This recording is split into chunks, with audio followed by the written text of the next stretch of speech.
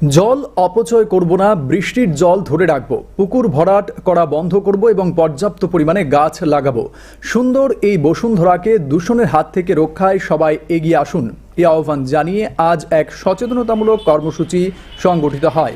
রাজ্য দূষণ নিয়ন্ত্রণ পর্ষদ ও মহিলা মহাবিদ্যালয়ের এনএসএস ইউনিটের যৌথ উদ্যোগে এদিন পথ চলতি মানুষের মধ্যে প্রচার পুস্তিকা বিলি করা হয়। তাতে বলা হয়, পৃথিবীর 4 ভাগের মধ্যে 3 ভাগ জল হলেও পানীয় জলের পরিমাণ অত্যন্ত কম।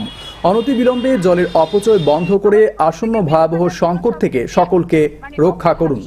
আমাদের জল সাম্প্রতিককালে একটি পরীক্ষা করে দেখা গেছে দক্ষিণ আফ্রিকার যে রাজধানী কেপটাউন শহর বিশ্বের প্রথম জলহীন শহর বলে ঘোষণা করা হয়েছে এবং সেই যাত্রা কিন্তু দুঃখজনক যাত্রা আমাদের ভারতবর্ষেও কিন্তু প্রবেশ করেছে এবং মানুষের ক্রিয়াকলাপের ফলে আমাদের ভারতবর্ষের বিভিন্ন রাজ্য সেই জল সংকটের মুখে পড়েছে।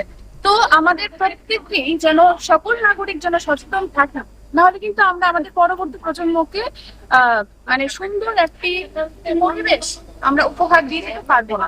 তাই আমাদের সকলকে প্রতিজ্ঞাবদ্ধ হতে হবে এবং তার জন্য আমাদের যে কোনো উপায়ে জল অপচয় রোধ করতে হবে।